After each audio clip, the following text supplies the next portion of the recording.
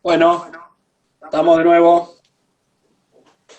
Bueno, entonces estábamos con el tema de bloco cerrado, bloco abierto. Muy interesante el concepto que das en cuanto a que en determinadas, que ambas características son legítimas y que a veces el cerrarse tiene que ver con la imposibilidad de abrirse sin correr ciertos riesgos y otros te pueden, digamos, jugar o abrirse porque quizás tengan más recursos, ¿no?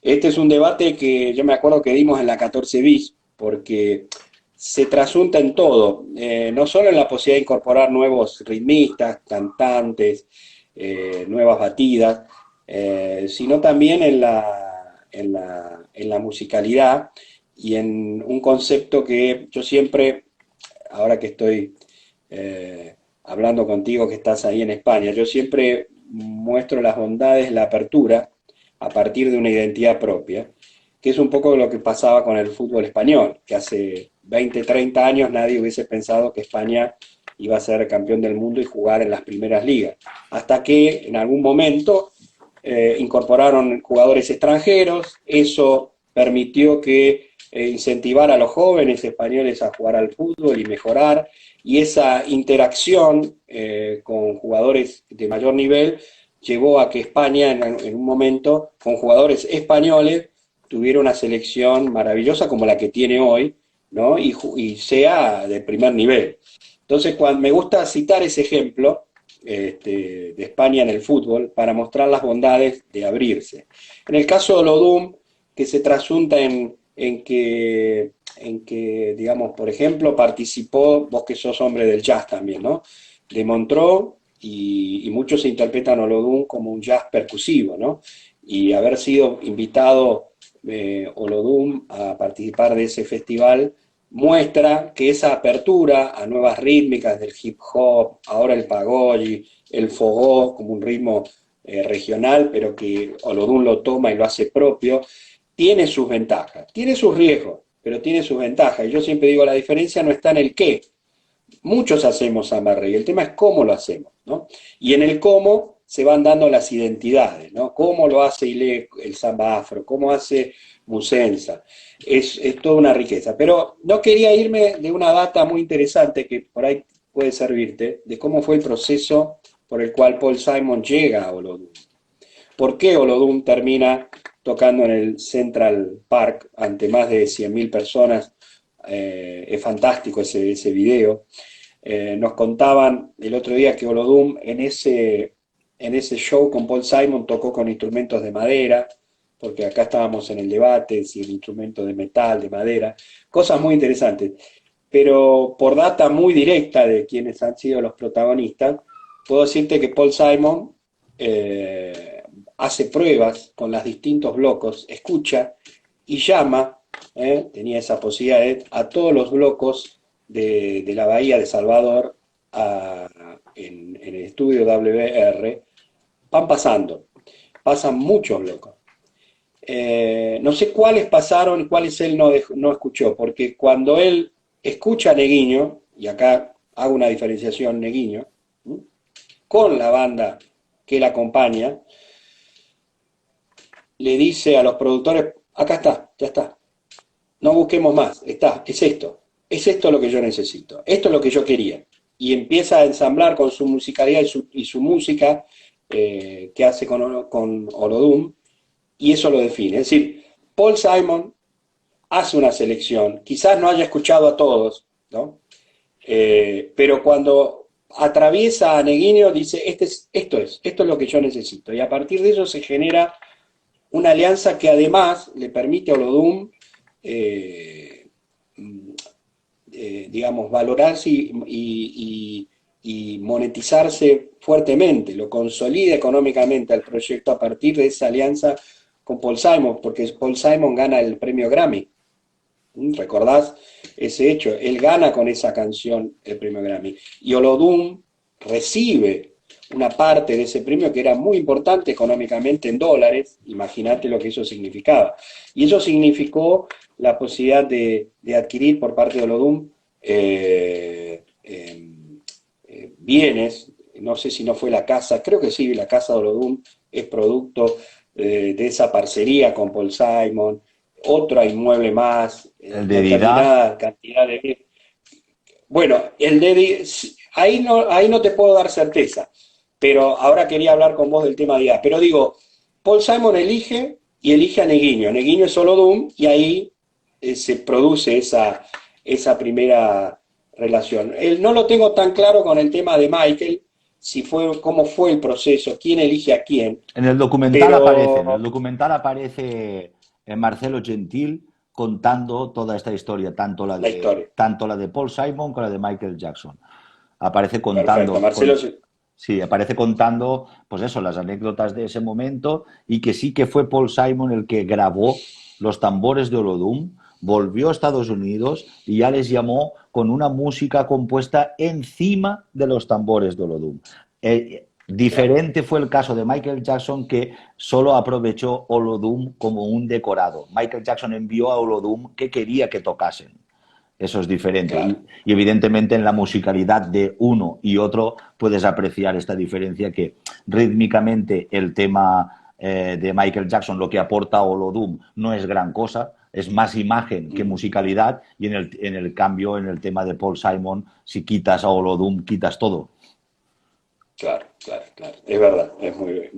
Bueno, proceso de Didá, ¿no? Neguinho tiene una, como tantas veces ha pasado, es decir, a ver si vos tenés esta idea también, es muy común que de un tronco madre se abran ramas y otros troncos y se vayan generando, ¿no? Es decir, es un proceso natural que se da inclusive en Argentina y en otros países donde de un grupo madre se van, o escuelas, se van abriendo distintas identidades que a su vez generan otras identidades como un árbol que se abre, ¿no?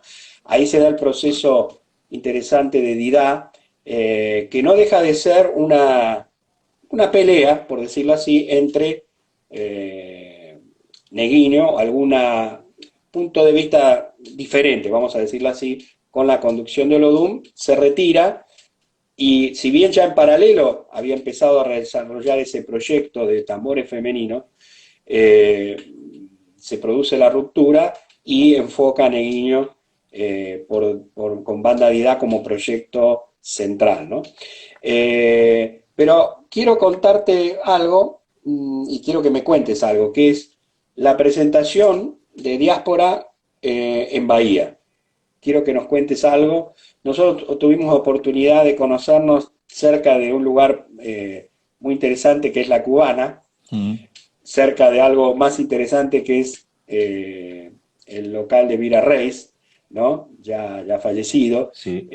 Nos presentaron amigos y ahí nos estabas comentando lo que estabas desarrollando. Pero contanos un poquito cómo fue Diáspora en Bahía, la presentación.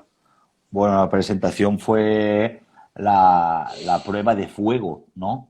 Porque, claro, un europeo que viene a contar ya no solo la historia del samba reggae, sino la historia de cierto sufrimiento, de ciertas muertes, de contar todo aquello desde el año 1500 hasta ahora para poner en contexto a la gente, para mí ha sido muy emotivo, porque incluso gente de allí me decía, ostras, nadie me había contado a mí esto. No, no, yo no sabía, Claro. no sabía de esto. Y claro, era una emoción detrás de otra, ¿no? Tuve la suerte de contar con gran parte de todo el elenco que aparece en el documental, y incluso allí saltaron de nuevo esas trifulcas cuando en el momento en el documental donde yo remarco bien que todos se están queriendo apoderar de la invención del samba reggae, y ahí hubo momentos de tensión entre gente que apoyaba a Male de Ballet, entre Memeu que salía diciendo que no sé qué, y en medio de la reproducción del documental se estaban dando gritos unos a otros, ¿eh? Eso fue así, eso fue así. Qué lindo. Incluso hay un momento en el documental también que hablo, que seguro que Néstor Madrid conoce perfectamente. Estoy hablando con Gerson Silva, un gran productor también de Ivech y de Daniela, de Brown, de un montón de gente. Y ellos cuentan esto, ¿no? De que que Musensa era antes que Olodum y que ellos hicieron antes Samba Reggae. Yo les estoy diciendo en la grabación, pero yo no puedo poner esto en el documental, o si no se va a montar una guerra en la bahía, ¿sabes? No puedo poner esto. Y al final termino poniéndolo todo, pues, porque esa es la realidad, ¿no? Incluso Memeu, porque hicimos un receso en la presentación, porque el documental, esta versión dura 2 horas 40 minutos, casi 3 horas. Hicimos un receso para hacer un picoteo que organizó Lore, a la que le estoy tremendamente agradecido porque la colaboración ahí argentina fue crucial para que eso saliese bien y siempre se lo digo y que siempre le estaré eternamente agradecido por esa ayuda. Y a Micaela, también Micaela de Ginamón, que también participó de la producción del documental ayudándome en un montón de cosas. Entonces, parte de la producción de ese documental es argentina. Así que esa colaboración está... Qué raro un argentino metido en la bahía, que es otro Sí, tema sí. que interesante. Qué raro un argentino... Ahí Néstor Madrid, perdón, Albert, ahí Néstor Madrid nos está diciendo mi hermano Gerson. Eso es. Claro, porque eran los socios del WBR. Eso es. Gerson y Néstor. Gerson aparece también en el documental, por suerte, porque yo quien iba a entrevistar en ese momento en un lugar llamado La Orden de los Músicos, iba a entrevistar a Bogan Gabot, que era, claro, fundador de los primeros de la Viking Band y Tibalada, o sea... Lucandial, sí. Sí, Jair es una cría de Bogan, ¿no? Pero el conocido es Jair. Nosotros lo tuvimos a Bogan hace unos días y lo vamos a tener la semana que viene en una segunda parte, que es el aspecto de Bogan, los derechos autorales y todo el tema de la defensa de los derechos. Y ahora entró ahí o meu parceiro Marcos Mota, ese hombre es meu homem na Bahía, es Marcos. Ese Marcos, un cara profesional ahí, en nombre da Timbra. Beijão, Marcos. Timbra, beleza. Mota aí, o cara parabéns, Timbra. Espectacular. Parabéns. Bom, pero aqui estávamos falando sobre quê? Sobre... eu perdi a ilação que estava muito interessante sobre... onde foi a apresentação? La presentación ¿Dónde fue la presentación? En el Teresa Batista, no podía ser en otro lugar. Y fue encima... el templo. Y fue una terza Dolodum, ese día fue terza de diáspora. ¡Qué lindo! ¿En qué año fue? Cuéntale a nuestra gente, ¿qué año fue la presentación? No, la presentación fue recientemente, en el mes de marzo. ¿De este año? Sí, de este año. Perdón, del 2000... del 2020. De 2020, de este año, hace unos meses. Perfecto. Yo volví de Bahía este año, el 10 de marzo, volvía para acá. Y creo que la presentación fue, no sé si la 5 o por ahí fue la presentación. Sí, poco antes de la cuarentena. Sí, justo yo llegué un martes a España y viernes se declaraba el estado de alarma. Llegué por los pelos. Y sí, la presentación fue muy emocionante, ¿no? Muy emocionante poder compartir allí y para mí era la prueba de fuego, de presentarles su vida direccionada por mí, porque como dije yo en la presentación, no es mi documental, no es mi trabajo en sí. Yo lo único que he hecho es articular sus palabras para contar esa historia. Pero yo lo que quería es que fuese contada por ellos. Lo importante es que no fuese yo quien la contase. No está mi opinión, lo que yo pienso, lo que yo creo, mis conclusiones no están ahí, estarán en la tesis, pero en el documental no están mis conclusiones porque creo que no son relevantes para nadie, a nadie le importan mis conclusiones. Quiero decir que lo importante es que fuesen los verdaderos protagonistas quien contasen esa historia. Qué bueno, qué bueno. Decime, Albert, esa presentación con esa característica que tuvo, ¿no? Qué interesante, porque yo no recuerdo, a ver, debe ser difícil recordar un lugar o un encuentro donde todas esas vertientes y opiniones estuvieran juntas, ¿no? Sí. Porque no hay una posibilidad de hacerlo salvo lo que vos has logrado en esa presentación. Lo hice un año presentación. Antes. Un año antes lo hice, ¿sí? En una casa de Santo Antonio, en la casa de Eric, que también es alguien que me ha ayudado mucho. porque esto en un principio era un trabajo mío para la tesis que en cuanto terminase iba a subir a YouTube y acabó. Pero claro, generó interés en grandes plataformas de streaming y da igual que estamos ahora en ese momento, ¿no? Buscando ayuda para colocar este documental en una gran plataforma como Netflix o Amazon Video y tal, ¿no? Entonces, como apareció esa posibilidad, yo hice una reunión con todos los mestres. Y esa reunión salió en prensa, salió en Facebook y mucha gente la catalogó como histórica, porque nunca antes nadie había reunido a todos los mestres en la misma mesa, ¿sabes? Incluso los mismos mestres, cuando yo hablaba individualmente con ellos, me decían, ¿tú estás seguro de hacer eso? Ahí pueden saltar chispas. Y yo les decía,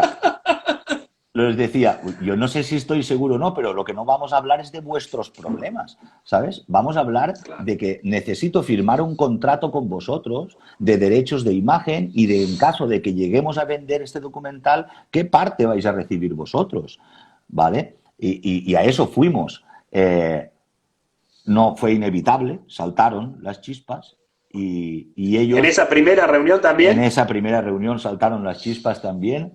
Y si algo me ha agradecido a mí siempre Mario Pam, mucha gente, incluso Mario Pam lo dijo en abierto ahí en una entrevista el día de la presentación, es que este documental había venido a traer unión y a traer esa idea de la necesidad de verdad que tienen que unirse y hablar. Y si en eso he contribuido, vamos, estoy más que feliz. Fantástico.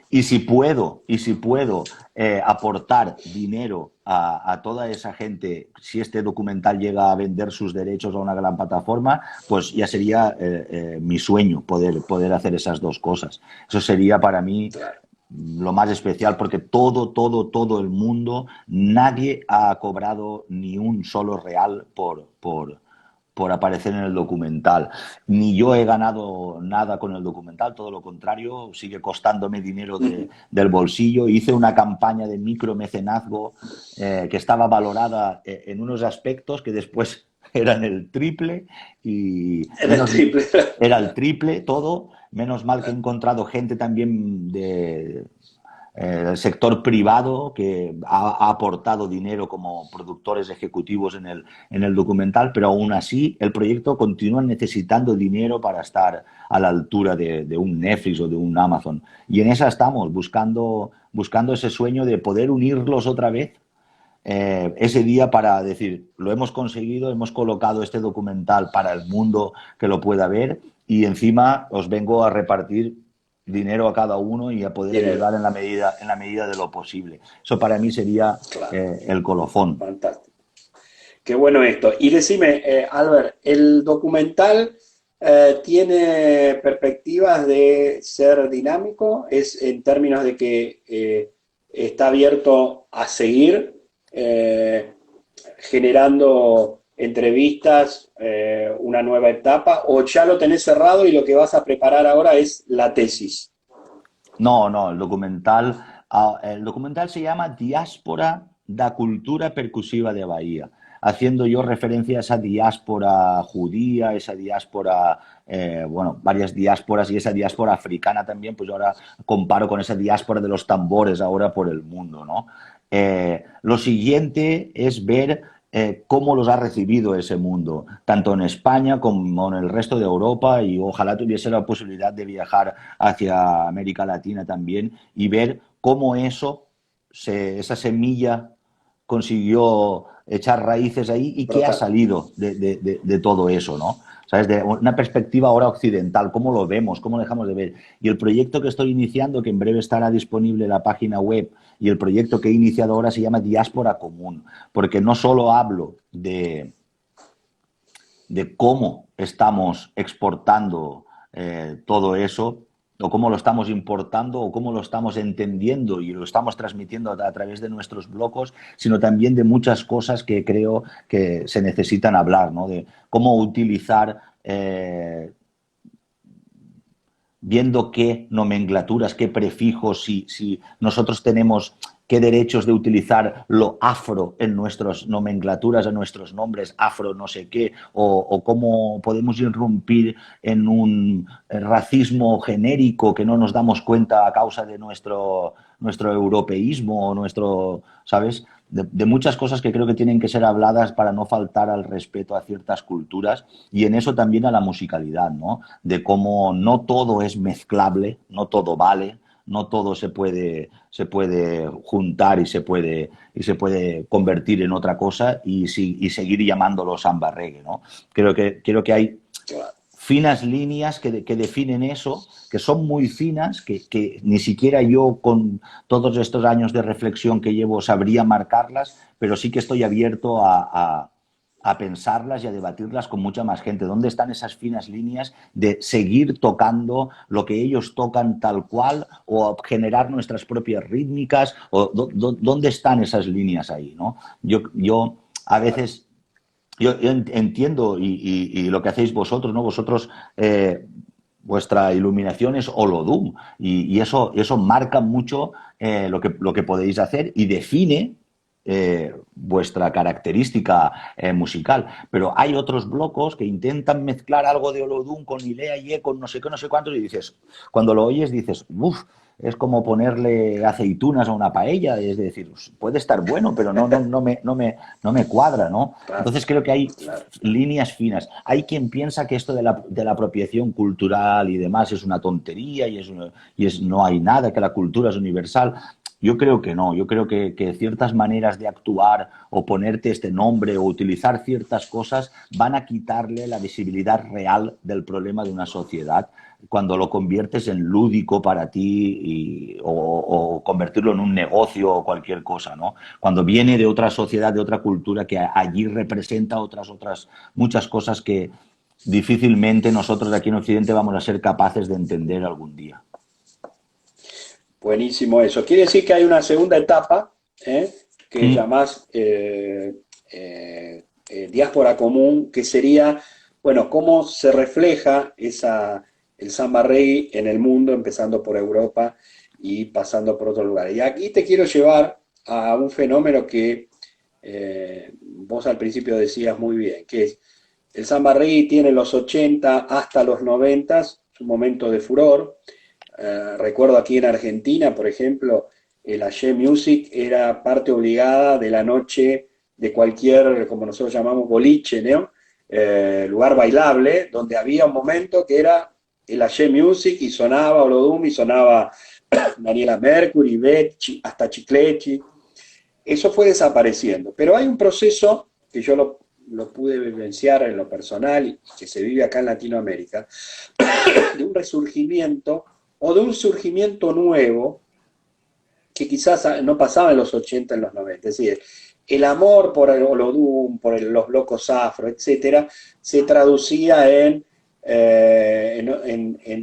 bailarlo, en cantarlo, hacer las coreografías.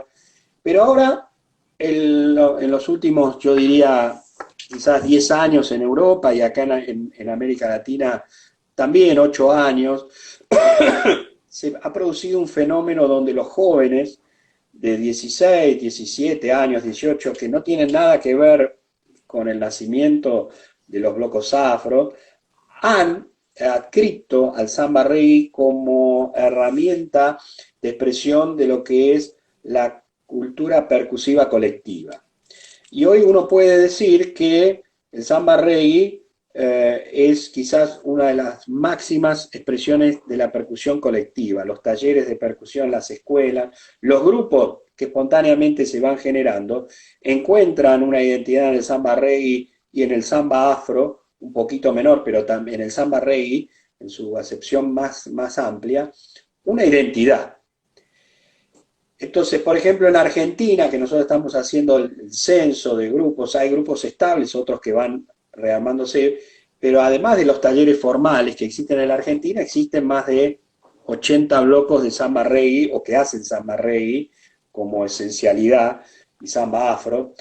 Y vas a Chile y tenés más de 120 blocos y vos decís Chile, ¿qué tiene que ver Chile con el samba reggae, ¿no? Porque bueno, Argentina, pero Chile, sí, hay 120, hay un carnaval que quizás conociste o escuchaste hablar de los 1000 tambores, en Valparaíso, y nosotros tuvimos la oportunidad de estar con la 14 bis en Bolivia, en Santa Cruz de la Sierra, y fuimos a hacer un workshop con el maestro Nahuel Chalquian allá hace 2 años, y nos encontramos en el workshop con más de 110 jóvenes participando en un workshop de samba reggae, y dijimos, ¿pero qué es esto? Eran 6 blocos de samba reggae en Santa Cruz, en Bolivia, y nos dice, no, pero si vas a La Paz y en Sucre hay, y vas a Perú y en Chimbote, en Lima, te encontrás que hay más de 60, 70 blocos en Perú, y en Uruguay hay un grupo. Nosotros en Argentina, en Ushuaia, la ciudad más austral del mundo, tenemos blocos de samba reggae. En Punta Arenas, en Chile, también al sur, con el frío terrible, tenés 5 blocos de samba reggae. Y en España, bueno, y en Europa se viene dando desde hace ya tiempo, quizás con un perfil distinto, ¿no? Acá los blocos están muy integrados por jóvenes de 16, 17 años, ¿sí? Donde también el tema de la vinculación del samba reggae con la tarea social, cultural, pero social, también aparece como parte esencial, como parte de la esencia del samba reggae, más allá de que forma parte también de la performance normal de un taller de percusión, una escuela formal de percusión. ¿Cómo ves ese fenómeno? ¿Por qué de pronto, y si encontrás alguna razón, el samba reggae se expande como se expandió en su momento la capoeira y es hoy una manifestación cultural que, como bien dijiste, se sembró en un momento y ahora brotó? ¿Lo notaste vos también eso? Sí, sí, sí, y hablo un poco de eso también y parte de culpa de que yo quisiese hacer el documental parte de ahí, ¿no? De incluso, yo lo digo al inicio del documental, que yo llego a entrar en conflicto conmigo mismo de qué estoy haciendo yo en el pueblo donde vivo, que no somos más de 7.000 habitantes, qué hace un grupo, nosotros hemos llegado a ser 80 en el grupo, en un pueblo que no llegamos a 7.000 habitantes. Eso quiere decir que habían de todos los pueblos de alrededor formaban parte de este bloque.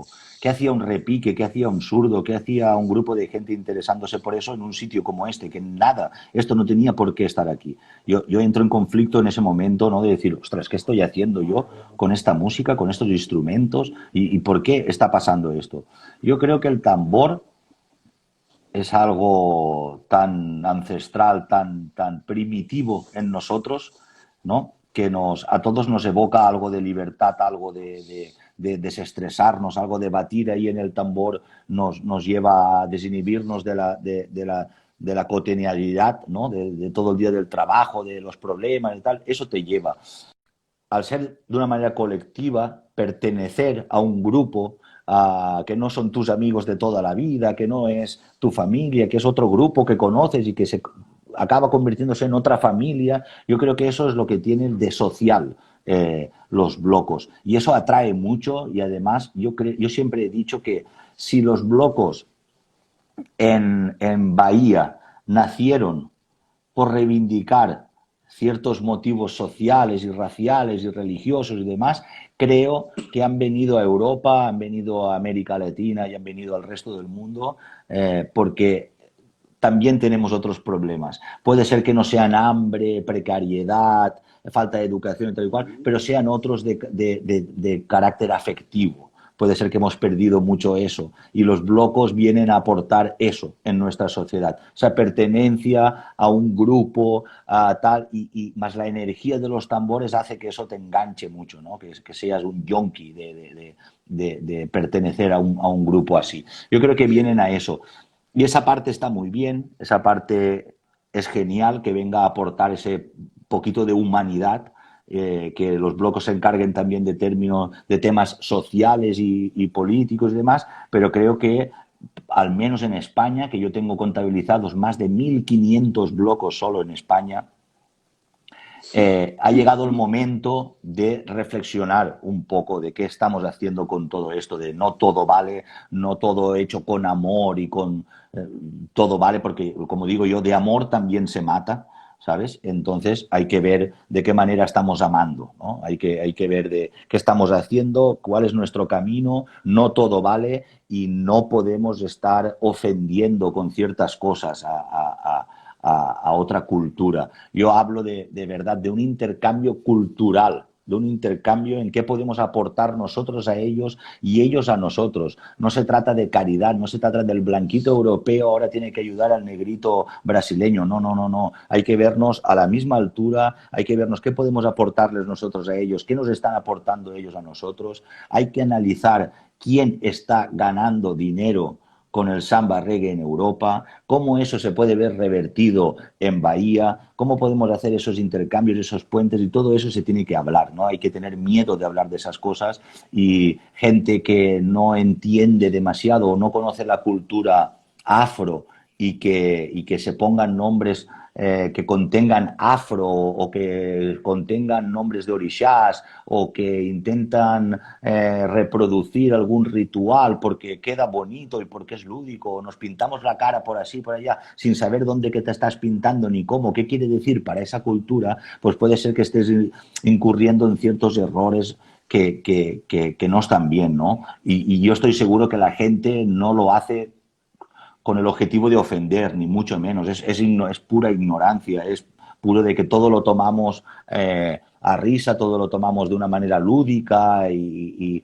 ya está, ¿no? Y creo que ha llegado el momento de aparcar un poquito el tambor de vez en cuando y hablar todos estos aspectos también para crecer mucho más como colectivo y de una manera respetuosa los unos con los otros. Tenemos que hablar esos aspectos. No es lo mismo un bloco en Europa que un bloco en Salvador de Bahía. No tenemos las mismas connotaciones ni las deberíamos de tener nunca. Quiero decir, somos códigos diferentes y tenemos que ver cómo podemos estar aportando los dos a la vez y no una parte, que en este caso seríamos nosotros, restando, ¿no? Mezclando y cortando y poniendo. Mario lo explica muy bien en el documental. Él dice, la música, ella nos junta, ¿no? Ella nos une en la calle, ella nos hace sentir cosas, ¿sabes? Pero cuando tú separas esas cosas que estás tocando, la música es como una materia ahí, cuando se divide en átomos, eso ya, cada átomo que va por ahí, eso ya es otra cosa, no es esa materia inicial. Ahora, cuando se vuelve a juntar es esa, ¿no? Y él dice, si tú quitas una caja y pones un timbao en su lugar, si este zurdo lo pones aquí y ahora este lo pones allá, tú no puedes decir que estás creando algo nuevo, puedes decir que estás inspirado en una estética musical bahiana, pero no lo puedes estar llamando samba reggae, no lo puedes estar llamando tal, no lo puedes estar llamando cual, porque tú lo separaste de sus células, ¿sabes? Rítmicas. Entonces, para mí esto es muy interesante, ¿no? ¿Qué podemos aportar cada uno?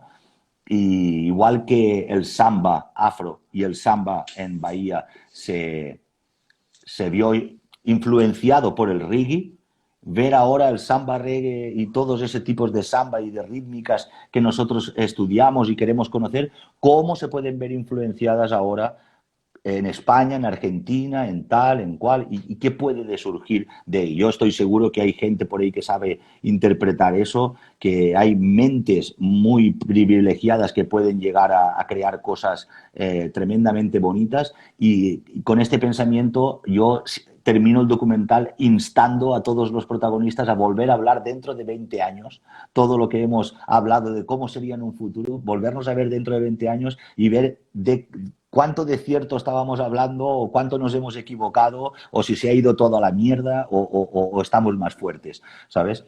Pero yo creo que debemos de reflexionar un poco en todo esto, ¿no? ¿Qué estamos haciendo? ¿Qué podemos aportar? ¿Y qué de nuevo podemos aportar? Porque yo hago también una diferencia con la música folclórica y la música tradicional. El folclore para mí es aquel que no evoluciona, aquel que siempre se canta, se toca y se baila igual. Y la música tradicional evoluciona, es contemporánea, es coetánea del tiempo que vive, recibe nuevas influencias, y ahí te podrías basar en lo que estábamos hablando antes, ¿no? De escuchar un Ile Aye o cualquier otro bloco más cerrado, musicalmente hablando, o buscar un Olodum que se ha adaptado a los nuevos tiempos, que de repente Memeu sale con un Pago Down, que sale con un no sé qué, que saben recibir esas influencias ¿no? Contemporáneas del momento. Para mí eso es música tradicional. Si te cierras en banda y estamos todos en España tocando los cortes, igual que los tocará Ilea Ye, los cortes igual que los toca fulanito, estamos contribuyendo a folclorizar esa música. Y para escuchar para escuchar un bloco que quiere hacer Ilea Ye, que quiere hacer no sé qué, no sé cuántos, para mí ya está Ilea Ye. Otra cosa es que Ilea Ye llevasen muertos 20 o 30 años, pues que haya un bloco lo que no quiero decir con esto que no es bueno que nos convirtamos en covers o en bandas de versiones. Quiero decir, ¿quieres hacer eso? Está perfecto. ¿Puedes aportar algo más? ¿Sabes? Otra Bien, cosa bien. diferente, sin que sirva Sí, esto de sí. que no estoy criticando ni mucho menos lo que hacéis con la 14 bit. Si tú quieres ser un bloco holodúnico, que tu fijación es esa y tu inspiración es esa, perfecto. ¿Sabes? Ahora, que tú me quieras decir a mí que haces samba reggae, pero después te veo un montón de cosas mezcladas con cosas tuyas que te has inventado, que has quitado por aquí, y no reconozco un lenguaje común, es cuando me confundes, ¿no? En tu lenguaje. Si yo os lo escucho a la 14 bit, está claro, escucho Olodum, no hay más, ¿sabes? Ya me queda claro, el mensaje es claro y conciso. Ahora, sí que es verdad que hay otros grupos que los escucho y digo, no sé qué me quieres decir con todo esto cuando me estás mezclando tantos conceptos, ¿no? Creo que hay que definir tanto Claro. en lo sociocultural de los blocos como en lo musical. Bien, muy bueno.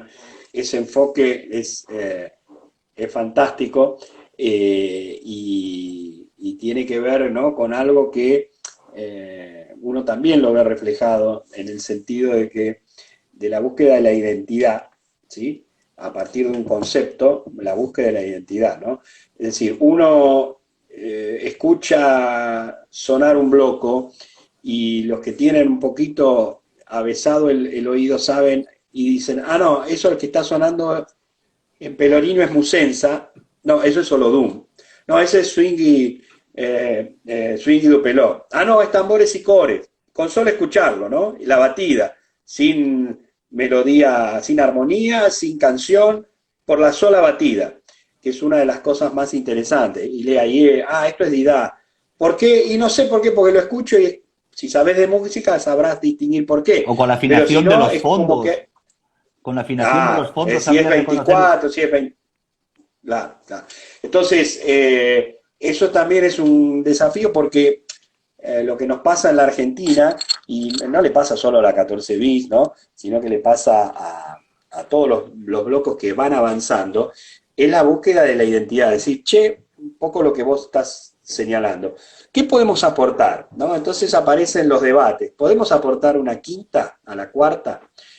Ah, ¿qué es? Y la quinta sería como un zurdo un poquito más agudo todavía que el de 18. Bien. Y otro dice, pero ¿por qué no le agregamos un instrumento argentino, bien típico de nuestro folclore, el tango, ¿no? Tanta esa riqueza. Esa búsqueda está muy buena. Lo que hacemos, y estamos en una etapa en los blocos argentinos, te cuento como para que intercambiar esta visión tan interesante que plantear de la búsqueda de la identidad y de no mezclar, es decir, y de que, digamos, que tengamos claro para qué es lo que estamos haciendo, eh, a través de las composiciones propias, ¿no? Por ejemplo, nosotros en la 14 bis desde hace ya 2 años estamos buscando eso, de buscar la identidad a partir de canciones propias, que tienen compositores bahianos, que brevamos en los mismos que breva Olodum, Ileayé, Musensa, pero hablando de las cosas que nos pasan a nosotros, ¿no? Tenemos una opción por el portugués todavía, no nos hemos animado a usar el español en las canciones. Pero, digamos, esa búsqueda de decir, bueno, ya hacemos cover de Olodum, nos gusta tocar Olodum, pero bueno, acá hay un reggae en la Argentina muy lindo y hacer percusivo el reggae argentino también es algo interesante. Son búsquedas. Y en ese proceso identitario uno está y es legítimo. Ahora, me sorprende, acá Néstor Madrid me dice, me preguntaba, vos lo contestaste, en España hay 1200 blocos de lo que podríamos llamar samba reggae y samba afro, ¿es así? Sí, sí. Impresionante, ¿no? Es decir, ahora, hay algo que explica lo que vos decís, que es este tema de el bloco como estructura gregaria de socialización primaria que encuentra su razón de ser a partir de esto, ¿no? Un lugar donde muchos jóvenes encuentran un ámbito de socialización que además genera valores que muchas veces trascienden las grietas, ¿no? Acá es algo fantástico porque las grietas ideológicas o las disputas ideológicas que existen y están presentes, a veces son ideológicas, a veces son políticas, ¿no? Pero desde las disputas más chicas hasta la más grande, cuando aparece la percusión, es como que desaparecen o se suavizan. Hay como un entender que hay valores comunes. Es como volver a decir, bueno, mira, vos pensás por izquierda, yo por derecha, el otro por el centro, pero sabés que a la hora de tocar hay algo que te hace compartir una sonrisa con otro, ¿no? Pero eso explica el fenómeno del bloco o de la batucada. Lo que yo quiero que vos me digas es, ¿por qué el samba reggae específicamente, que es una de las manifestaciones, a tu entender, ¿no?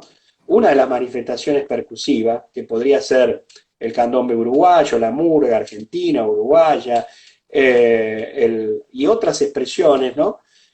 ¿Por qué el samba reggae? ¿Vos le encontrás alguna razón para que, amén de lo que señalás del rol social que cumple un bloco, ¿por qué el samba reggae aparece como lo que yo veo como una expresión máxima de eso? Es decir, ¿por qué se identifica tanto el bloco, la batería, la batucada, como le llaman, con el samba reggae como género musical? Yo creo que no es del todo así. Yo el otro día asistí a A ver, otras charlas que fui invitado para hablar sobre reivindicación a través de la percusión y otros hablaron de esto, de la percusión como herramienta social y demás. Lo social no es el samba reggae.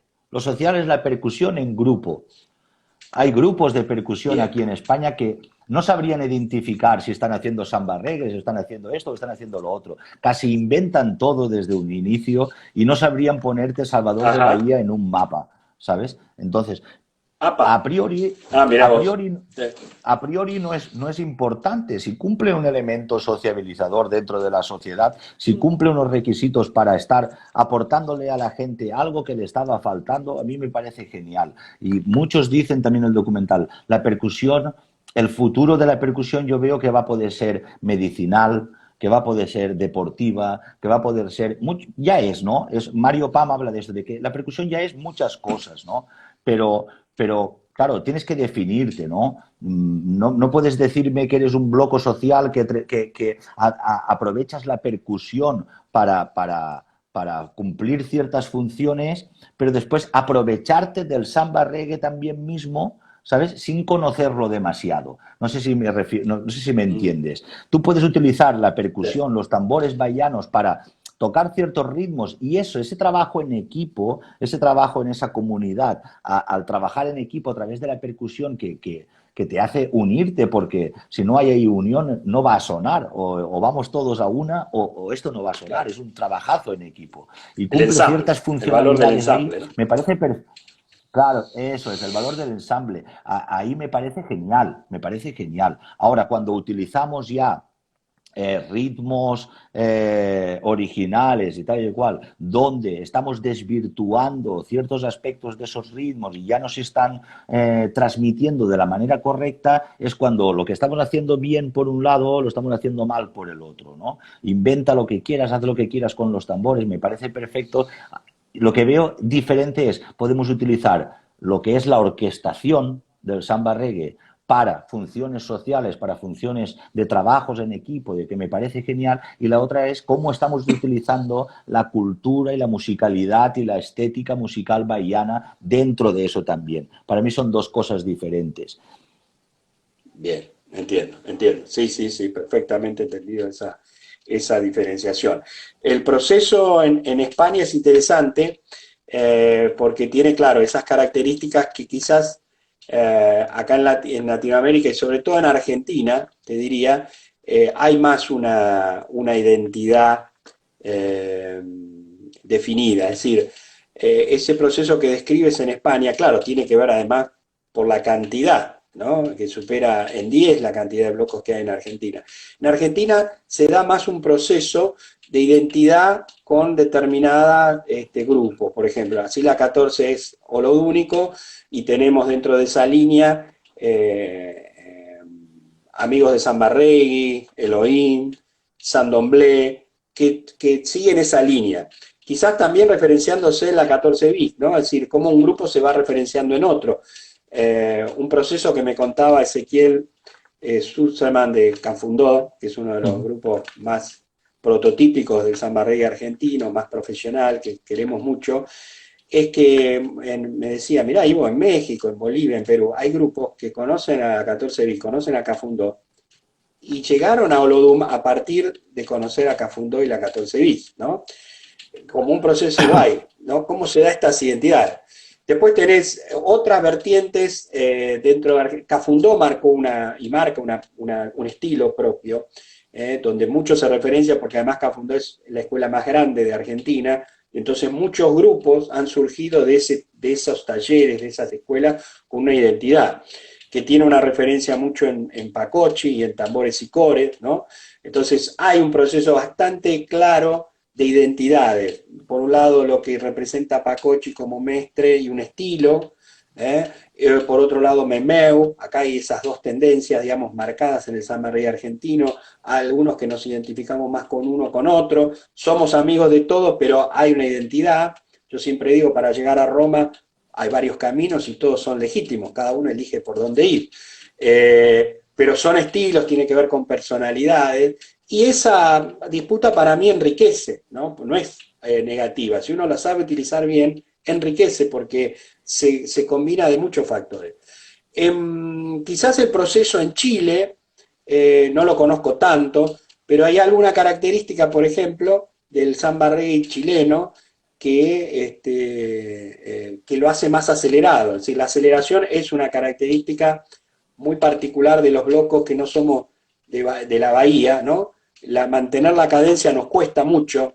En Chile nos contaban que eso tenía que ver también con el frío y la necesidad de tocar rápido para entrar en calor, ¿no? Que la bahía, claro, el subir las laderas hace que el samba, digamos, el samba carioca es como que no entre, porque nosotros necesitamos una cadencia especial que la da más el reggae. Es decir, cada uno tiene como una identidad a partir de aspectos inclusive climáticos o antropomórficos, digamos, por decirlo de alguna manera.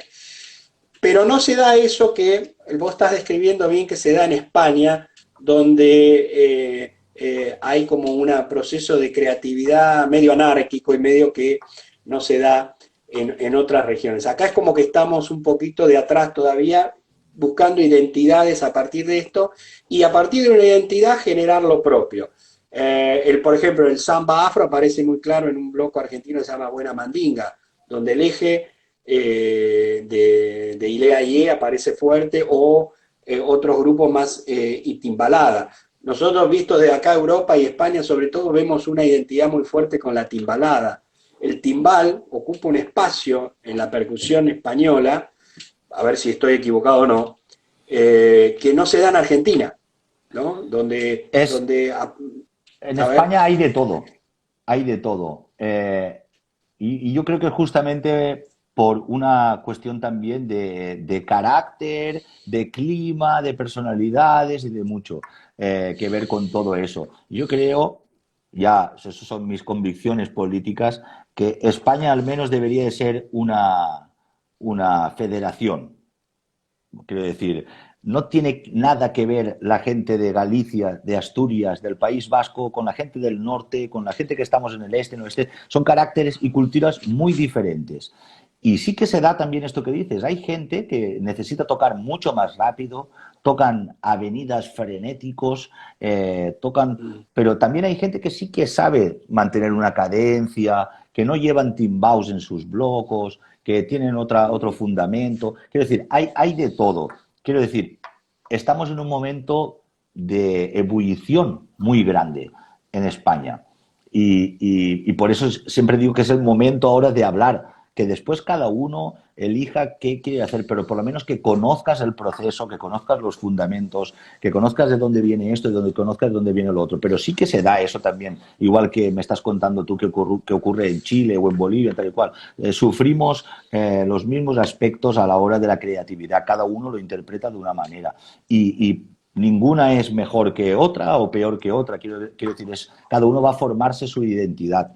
Ahora sí, lo que yo siempre digo es que tú no puedes inventar nada de nuevo, no puedes crear algo nuevo si no conoces todo lo que se ha hecho antes. Yo siempre lo comparo con la cocina. Tú no puedes llegar a fusionar la cocina argentina con la española, ¿sabes? Sin conocer perfectamente la cocina argentina y la Una cocina y otra. española. Claro, En el momento que las claro. conozcas las dos y las respetes, en ese momento se te darán, caramba, si mezclo esto con aquello, qué curioso, y pero hago ver que no sea ni esto ni aquello, pero cuando uno se lo pone a la boca le evoca no sé qué. Eso para mí es fusionar que no mezclar, ¿sabes? Claro, No sé, claro, como claro. qué Bien. ejemplo Sí, culinario podríamos poner, pero montar las no, cosas una encima de otras no vale, ¿no?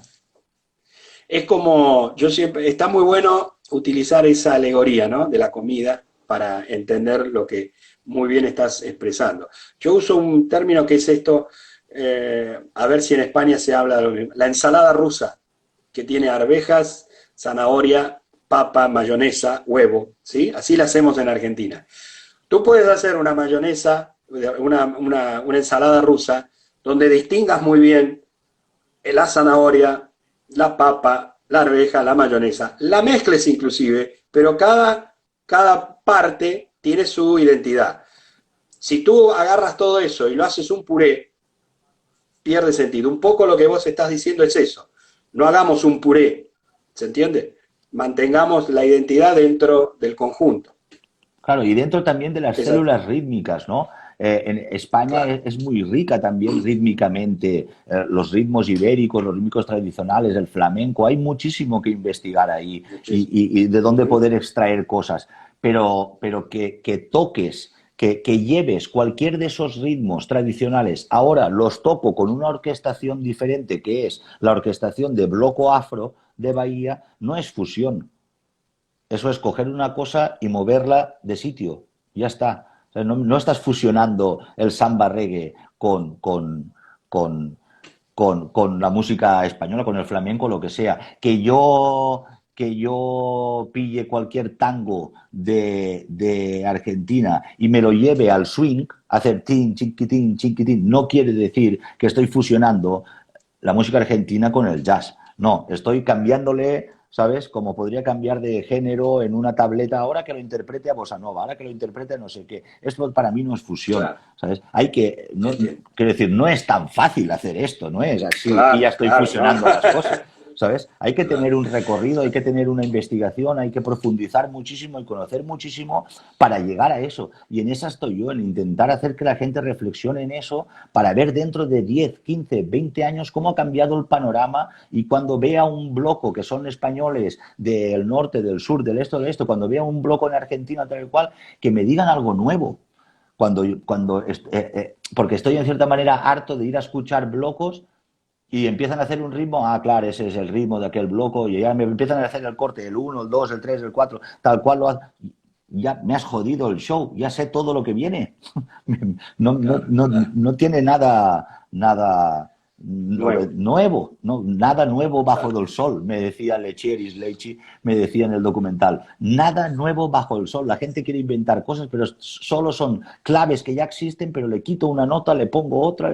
No, nadie aporta nada nuevo. Y a mí me gustaría ver eso, Entiendo. identidades muy marcantes que me sorprendiesen y me hiciesen disfrutar muchísimo de todo este universo musical y percusivo. Si todos vamos a tocar Ilea Yes, si todos vamos a tocar timbaladas, si todos vamos a tocar los mismos ritmos con los mismos cortes, pues va a llegar un momento que esto se va a convertir en folclore y estará todo dicho. Claro, claro. Bien, bien. Está entendidísimo esto.